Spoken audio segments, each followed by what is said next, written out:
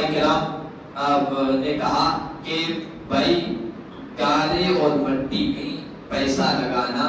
یہ ناپسندیدہ ہے، نہیں لگانا چاہیے۔ مکان کا مطلب گارے مٹی میں پیسہ لگانا ہے۔ ہاں دیکھو مکان بھی اللہ کی نعمت ہے۔ علماء کرام نے کہا کہ ضرورت کے تحت، ضرورت کے مطابق، اور ہر انسان کی ضرورت الگ الگ ہوتی ہے، اپنی ضرورت کے تحت اگر کوئی مکان بنا رہا ہے، اپنی سہولت کے لحاظ سے آرام ملے، سکون ملے، گھر والے بھی آرام سے ملے، اور اس پر پیسہ خرچ کر رہا ہے، یہ کوئی ناپسندیدہ نہیں ہے۔ کیوں کہ اللہ کے نبی صلی اللہ علیہ وسلم کا فرمان ہے، آپ نے فرمایا کہ اللہ چاہتا ہے کہ بندے پر اس کی نعمت کا اثر دکھے۔ اللہ نے دیا ہے اچھا کپڑا پہنے، اللہ نے دیا ہے اچھا لباس اختیار کرے، اللہ نے دیا ہے تو اچھا کھانا کھائے، اللہ نے دیا ہے تو رہنے کے قابل راحت اور آرام پہنچانے والا گھر بنائے۔ یہ اللہ چاہتا ہے بندے پر اس کی نعمت کا اثر دکھے۔ تو گھر بھی بنائے گا تو بھی اللہ کی دی ہوئی دولت اور مال جو نعمت ہے اس کا اثر ہے۔ تو اپنی ضرورت کے تحت راحت اور آرام پہنچانے والا گھر بنانا یہ کوئی ناپسندیدہ نہیں ہے۔ اگر بندہ بنائے گا تو اس پر بھی اس کو اجر ملے گا، کیونکہ حدیث میں آیا بندہ جو کچھ بھی خرچ کرتا ہے اپنی ذات پر اور اپنے بیوی بچوں پر، اس پر اس کو اجر ملتا ہے، ثواب ملتا ہے۔ تو گھر بھی اس کی ضرورت ہے، بیوی بچوں کی ضرورت ہے، اس کے والدین کی ضرورت ہے، اس پر وہ خرچ کرتا ہے، ضرورت کے تحت بنا دیتا ہے، تو اس پر تو اجر ملے گا۔ لیکن بغیر ضرورت کے خواہ مخواہ نام و نمود کے لیے، نمائش کے لیے، اپنی برتری ظاہر کرنے کے لیے، اپنے دولت کے اظہار کے لیے بے شمار مکانات بنانا جہاں کوئی رہتا بھی نہیں ہے، خالی پڑے ہیں، اور الگ الگ شہروں میں ساحل سمندر، بمبئی میں سمندر کے کنارے بھی مکان خرید لیا، احمد آباد میں بھی خرید لیا، سورت میں بھی بنا لیا، جہاں کبھی جانے کی نوبت ہی نہیں، لیکن بس بنا لیا ضرورت سے زائد۔ تو پھر ایسے مکانات کی تعمیر کی مذمت و برائی آئی ہے۔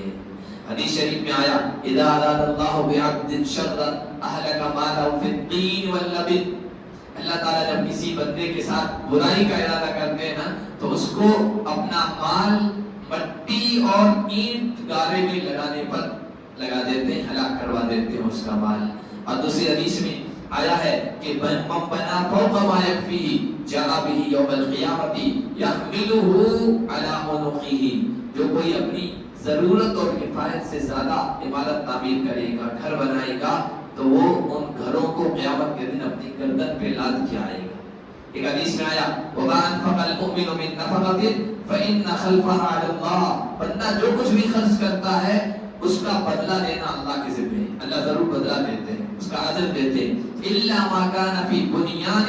أَوْ مَعْصِيَةٍ، مگر جو عمارت میں لگ جائے پیسہ یا گناہ میں لگ جائے اس کا بدلہ اللہ کی طرف سے نہیں ملتا ہے۔ ایک حدیث میں آیا لَيْسَ لِابْنِ آدَمَ حَقٌّ سِوَىٰ هَٰذِهِ الْخِصَالِ، آدم کے بیٹے کے لیے ان تین چیزوں کے علاوہ کسی اور چیز میں کوئی حق نہیں ہے۔ فرمایا بَيْتٌ يَسْكُنُهُ، گھر جو اس کی رہائش کے لیے ہو،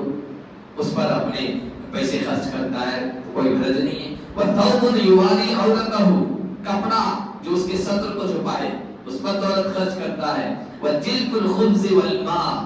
اور سیدھے سادہ کھانا، روٹی اور پانی جو اس کی ضرورت ہے اس پر اگر خرچ کرتا ہے تو اس کا حق ہے۔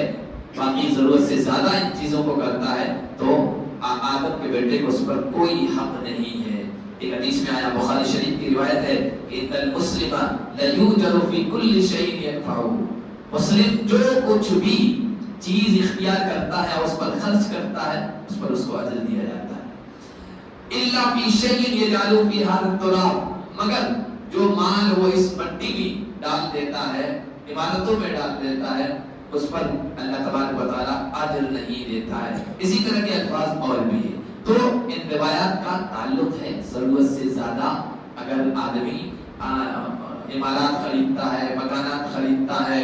اور بعض مرتبہ ایسی شکل پیدا ہو جاتی ہے پیسے والے پورے محلے کے گھر خرید دیتے ہیں، غریبوں کو خریدنے کا موقع ہی نہیں ملتا ہے، یعنی وہ ریٹیں بڑھا دیتے ہیں، غریبوں کے گنجائش ہی بھی نہیں ہوتی ہے، تو ضرورت سے زائد اس طرح اگر کر رہا ہے تو پھر اللہ کی طرف سے، رسول اللہ کی طرف سے یہ وعیدیں ہیں۔ باقی اپنی ضرورت کے تحت اگر سہولت کے لحاظ سے مکان بناتا ہے اور اس پر خرچ کرتا ہے تو کوئی مسئلہ نہیں ہے، کیونکہ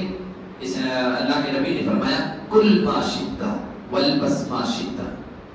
جو جائز چیزیں ہیں کھانے کی پاکیزہ کھاؤ جو چاہو، ان میں سے کوئی حرج نہیں۔ اسلام یہ نہیں منع کرتا کہ طرح طرح کی لذیذ چیزیں مت کھاؤ، جیسے غیروں کے یہاں ہے لذیذ چیزیں مت کھاؤ، اللہ کے محبوب نہیں بن سکتے، نہیں، ہمارے یہاں تو غذاؤں کی جو سردار غذا ہے گوشت کھانے کا کیا ہے، پسندیدہ غذا حضور کی، تو جائز چیزیں پاکیزہ چیزوں میں سے جو چاہو کھاؤ، والبس ما شئت، اور جو جائز ہیں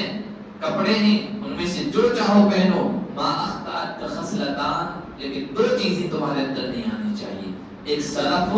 فضول خرچی، نہ مال لباس میں ہونی چاہیے اور نہ کھانے میں ہونی چاہیے اور نہ مکان میں ہونی چاہیے، اور بخیلۃ تکبر نہیں ہونا چاہیے۔ مکان بنایا شاندار، وہ کہہ رہا ہے دیکھو وہ فقیر ہے اس کے پاس کچھ بھی نہیں، میں نے اتنا شاندار بنایا تو تکبر آ گیا ہے۔ کپڑا شاندار پہنا عید کے موقع پر اور دوسرے کا دیکھا ہے کیسا کپڑا لے کے آیا ہے کہ کوئی عید میں پہننے جیسا ہے، یہ دیکھو میرا کپڑا، تکبر کرنا ہے، اطراء کرنا ہے۔ فضول خرچی بھی نہیں ہونی چاہیے